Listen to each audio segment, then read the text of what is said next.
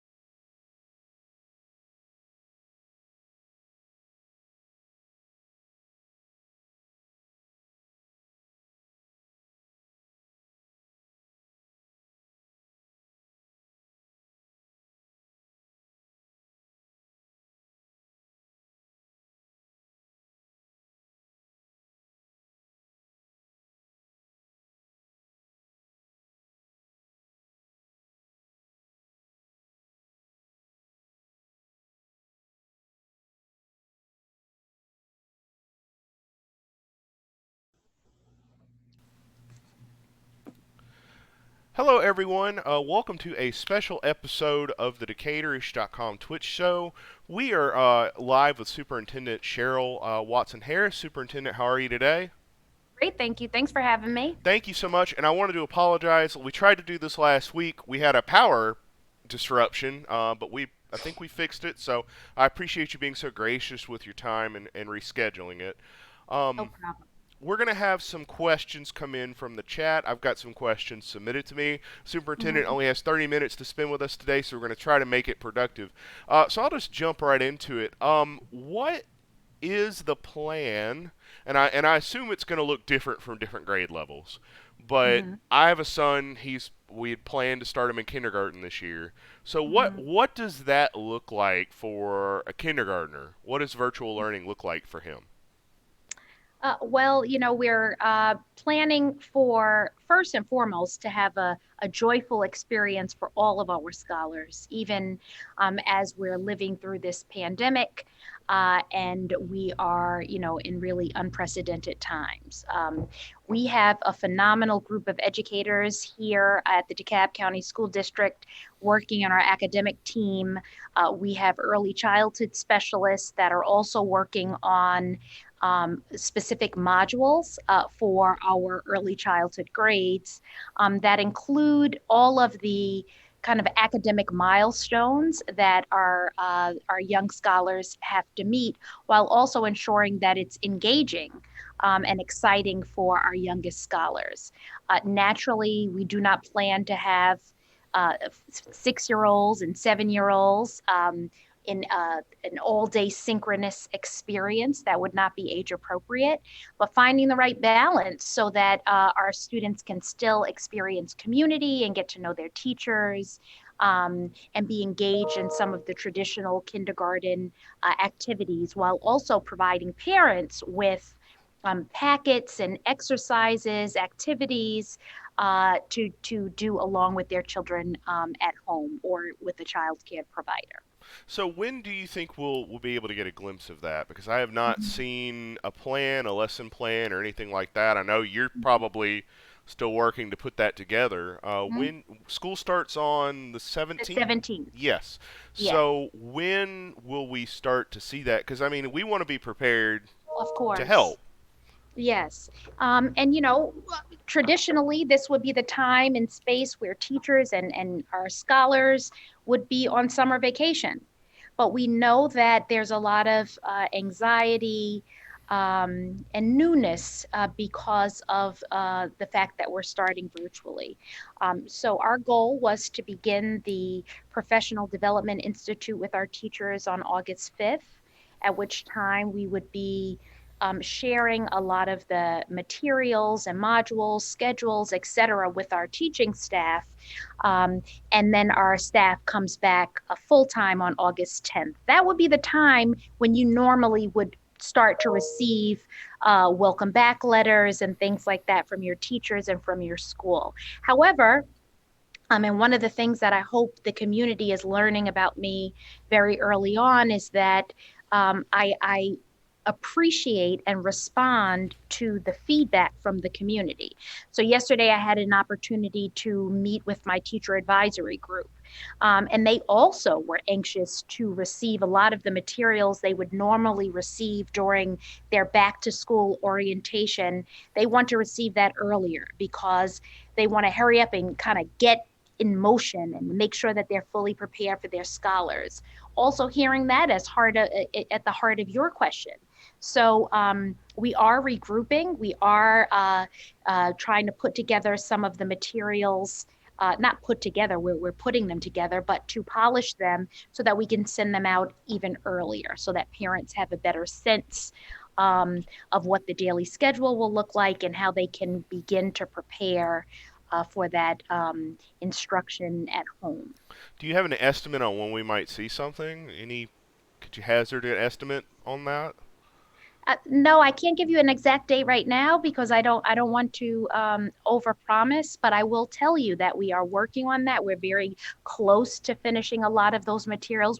They were slated to begin to go out to our teachers on August 5th. But based on the feedback that I'm hearing, I mean that's pretty much next week. anyway. Right. So we're we're trying to do things in supersonic speed, but we're going to get some things out pretty soon. That's what I can say to parents. And we can also we have some materials and guidance going up on our website. We encourage parents to go to our website. But I am working with our chief academic officer to kind of speed things up just a little bit based on the inquiries and the requests that I've had from teachers and from parents. So, one of the things that I am kind of curious about is just the is obviously this is new. So this is a new experience for everybody, but there are, cyber academies and virtual learning itself is not a new concept. It's been done for years and years. Is there anything that you are looking to that you're trying to replicate or model? Are you taking inspiration from any of these things that exist? And if so, what are they? What are you looking to help guide you as you craft these virtual learning plans? Again, we have an incredible academic team here.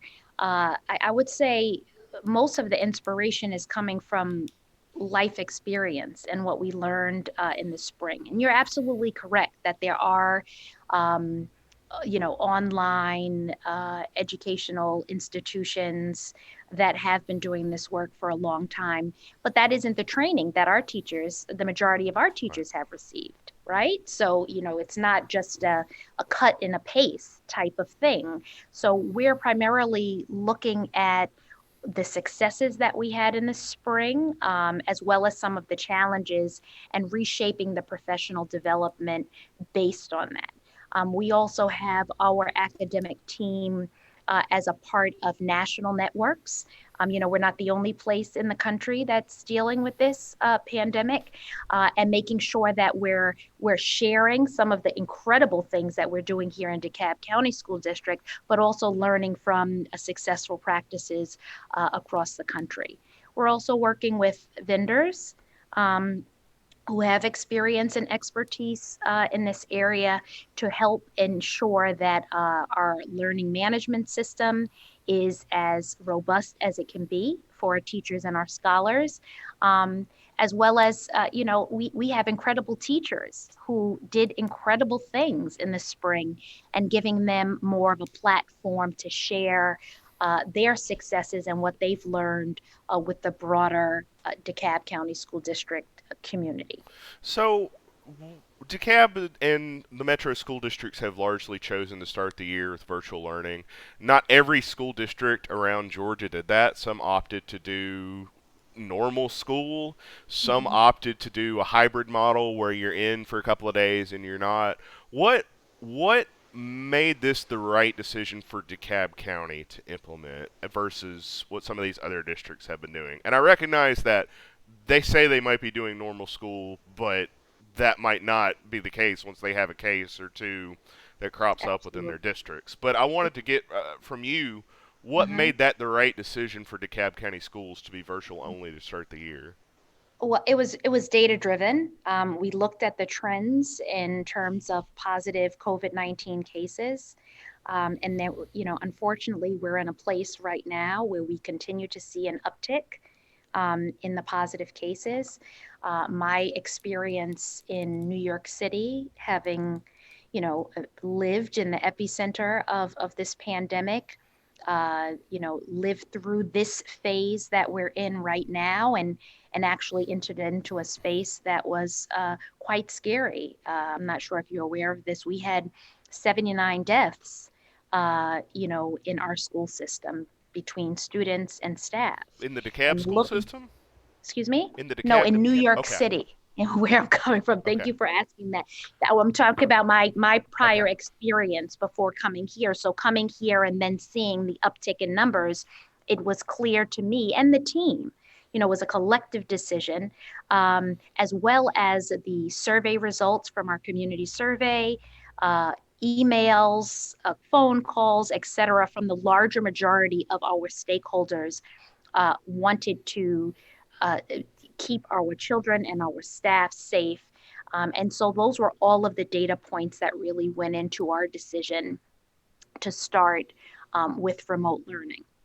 So, I mean, I will share a personal experience, and I hope readers won't judge me, but we have been allowing my son to have one-on-ones with friends that we know and we trust. And on a recent weekend, we had one, and I got a call from the child's mother. Said, "Hey, my child's acting a little funny. He might be running a fever. Do you want to come get your son?" And so I like dropped everything I was doing. I got in the car, went and got my son, and it was kind of an eye opener for me because I was like, if that's how I feel on an off percent chance that this child has COVID, imagine how that's going to work in a school setting where you've already started the year and suddenly there's a COVID case and suddenly everybody's, in the middle of the year, you're pulling half the kids out. Yeah. And it's just chaos. So I definitely understand the logistical challenge. One more question for me, and then I've got a bunch of readers who have questions. Okay. Why sports? Because to me, if we're talking about the concept of shared sacrifice, it Mhm. feels a little unfair to parents who don't have children in sports because they're really young to have to do this virtual learning experience. But we're finding ways to make it safe for sports and our athletes. And don't get me wrong, I like sports just as well as anyone, but why are they being accommodated and the rest of the especially the itty bitty kids are not? Mhm. Well, remember, I'm just here 3 weeks now, Sure. and the conditioning, so that the students aren't playing the sports per se right now. They've been allowed to come back out for conditioning, working out, getting in shape, things like this. That actually started before my arrival. And at that point, I believe we had about 20 students allowed, or 20 people total, including coaches, able to participate in the conditioning. Um, Very soon after that, the maximum number of participants was increased. We have remained incredibly conservative here in DeKalb County School District. We have increased that number by five in increments of five, really monitoring the number of cases. But you're right to ask that important question about athletics overall. Just as we looked at the data in terms of our decision to enter the school year remotely, we're in the same process of really evaluating what is best for our students and our staff members in terms of continuing with the conditioning, or what lies ahead with our full season. So more to come on that, but we're in a process of really seriously evaluating that right now. So I appreciate your question. So let's get to some reader questions. Decatur Mama asks, "What are the plans for picking up textbooks, etc., for students, and what Mhm. supplies are needed? We really need to plan our shopping and don't want to wait till the last minute if possible." Yes, no, great question. And that information should be coming out shortly. Again, as a mom myself, I have a rising ninth grader. I understand, normally we would have gotten our school supplies, in July, early July. We will get that out just as soon as possible. And you will be contacted regarding opportunities to pick up, whether they be devices for the families that will need the devices, or for any supplemental materials, whether those be textbooks or other materials that schools are preparing for our scholars. But more to come on that. Decatur Mama also thanked you for working to expedite the process, so I wanted to Yeah. mention that as well. Jana asks, "If teachers aren't creating the plans, who is creating them? Who's doing the work?" No, teachers will be Oh, creating they the are plans. creating the plans. Oh, Okay. absolutely. Okay. But as always, we have a central academic team that puts together high quality research based materials, modules, things like this that are developed here centrally. Then teachers, those are the ones who actually take it and massage it and make sure that it's contextually appropriate for the scholars that they serve. So teachers most definitely will be doing that, but we are providing them with guidance and resources from the central office. Mhm. A person with the handle DeKalb Teacher asks, "The Professional Institute for Teachers isn't mandatory, is it?" No, it isn't mandatory. It is not mandatory. That's the answer to the question. Is it strongly suggested? Did we receive overwhelming uh, uh, feedback from teachers, from staff, that this professional development, additional professional development was needed to help teachers prepare for this kind of new reality or new schooling? Absolutely. So I'm looking forward to seeing as many of our teachers participate in the institute as possible. So V. Morrison asks, will the quality of virtual learning be significantly better than what we had in the spring? And they added, I wouldn't consider spring to be a success for us. Hmm. Yeah. And I think that, there were pockets of success. I've seen some evidence. I've seen some of the work that took place. There definitely were significant challenges.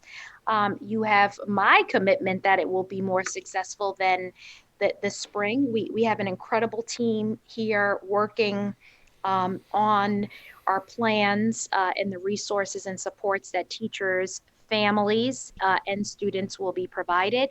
We're really taking a much more comprehensive and strategic approach to our plan to really include and double down on some of the social emotional supports for students and for families. Um, and so it should be significantly better. Are we all building a plane while we're flying it? Absolutely. Are we all in the midst of something new? But we were made for moments like this. This is when, where we're driven by our passion and our commitment to our students to figure out what we don't know and to continue to make things better and most engaging for our scholars. So we had some questions come in via email as well. One is, will teachers be held to a higher standard than they were in the spring as far as virtual learning is concerned? Mm-hmm. In the spring, and again, I was not here in DeKalb in the spring, but in New York City, I can say we were definitely, extremely patient and flexible with our staff, recognizing that this was new for everyone. Um, but everyone will be held to high standards. Our teachers will be held to high standards. Our students will be held to high standards. I will be held to high standards. And we will all hold each other accountable to ensure that our children are not losing over this time period, but are actually meeting the rigor of the standards for which they'll be held accountable for. So we've got some more questions coming in on chat. Is Jana asked, is the DeKalb County School District replacing Verge? And then in parentheses they say, please! Exclamation point! Exclamation point! Okay, so no, we are not replacing Verge, and something that I think Verge has gotten a bad rap. I do just want to clarify this one thing. Verge is actually the DeKalb County School District kind of full approach to this virtual learning. We have a specific LMS that's a part of Verge that was selected actually by a cross-functional group, which included teachers. However, what I have heard is that there are a number of teachers that preferred Google Classroom. And so we have made that available as well. So teachers who really wanted to work using Google Classroom will have that flexibility as well. We're not going to say use whatever you want and have, maybe 20 different things going on in the system. But yes, Verge is the one that we have. Our Verge approach is, what we're highly recommending. Definitely working on it, learning from the kinks and things like that from the spring. But we're also making Google Classroom available, and hopefully that's pleasing to the teachers who really advocated for that over Well, the summer. it will be pleasing to DeKalb teacher because that was their question right after that was, will teachers be able to use Google Classroom? And it sounds like they will get to do Yes. that. So there you go. Another question I got via email. It says, Human Resources has communicated with principals that until a calendar is voted on, we must operate on the assumption that the old calendar is still valid. Before I get to the rest of that question, has the calendar been voted on? Yes, it Okay. was voted on So last that, Friday. that question is dated, so I'm going to move on. Yep. And it should be posted now so Okay. everyone has access to the calendar. Hmm. Great, great. Um, question from V. Morrison. If parents get overwhelmed with piles of PDFs from teachers and very little on-screen teaching, like what happened in the spring, who can we talk to make things better? Hmm. Absolutely. So the first person that they should contact would be the school principal. And hopefully that's about as far as it would go. But we do have an escalation process here in DeKalb County School District. After the principal, you could speak to your regional superintendent. But I will also say that parents have not been shy since I've arrived 3 weeks ago, and many reach out to me personally. I would encourage that you kind of follow that chain of or that escalation protocol. Ultimately, if you do not receive the information that you need, I'm sure you all know where to find me. We will make sure that your questions, your issues, and your concerns are addressed. But I hope everyone knows that our teachers are highly committed to our students and they're trying their best in this new normal. And I'm sure they would appreciate the feedback if a parent feels that their child's needs are not being met. And I want to echo that too. It's really important with schools, with life, and everything else. We all have to be patient and kind with each other because Absolutely. this is a stressful time for all of us. Do you got time for Absolutely. a couple more questions? I think so. I think I Okay. have about 8 minutes there.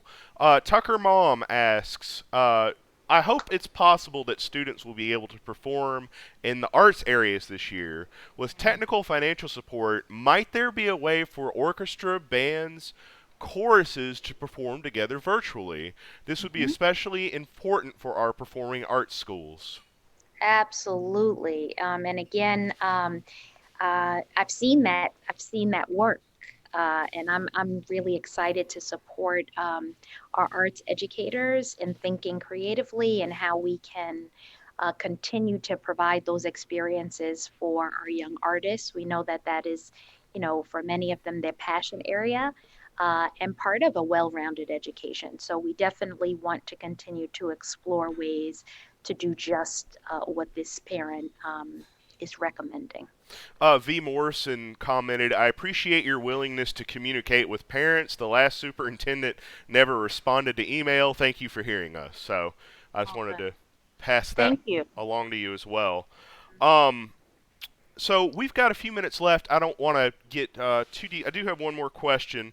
Uh, says some email. Some staff members who normally receive stipends for additional duties still have not received their spring semester stipends.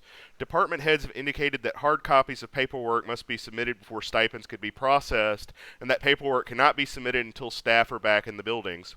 If staff members are working virtually, why can't stipends be processed virtually?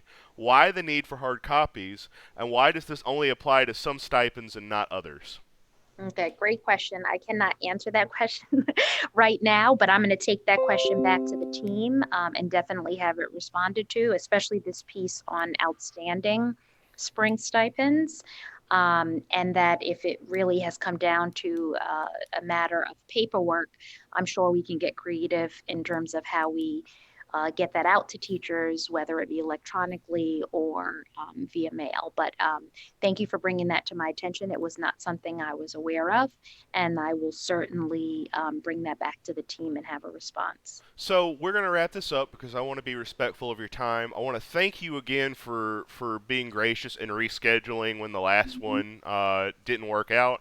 Is there anything that you would like to say to parents before you go who are anxious about the upcoming school year and worried if their kids are going to be able to get a quality education this year? Mhm.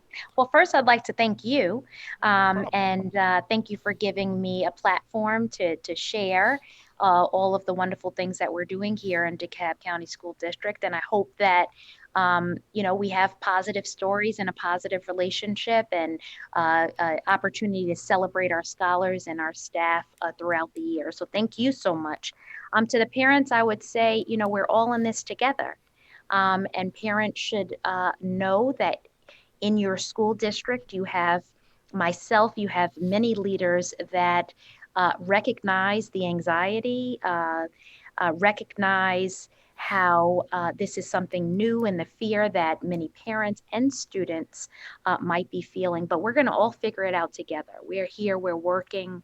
We're here to partner with you. We're here to listen to you. We're here to continue to find ways to ensure that our kids are receiving an excellent educational experience, but most of all, that they're happy and that they enjoy um, their experience here in DeKalb County School District. So I look forward to working with everyone. And again, I thank you for the opportunity to engage with our parents and our community members today. Well, if the viewership is any indication, we've had the most viewers we've had just watching this, so there's definitely interest. Thank you so much. I hope you can join us again some point, maybe when you get a little more settled and some of the stuff gets worked out. We'd love to have you back on if you're interested.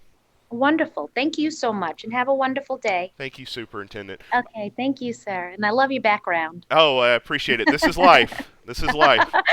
Okay, Everything's thank you. fine. Uh, Yes.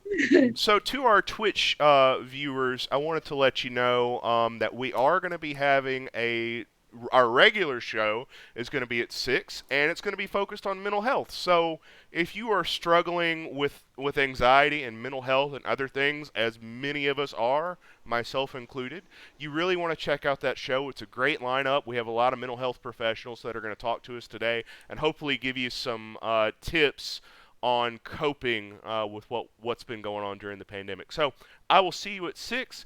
Thank you all for joining us for this special session, and we'll see you this afternoon. Have a good one.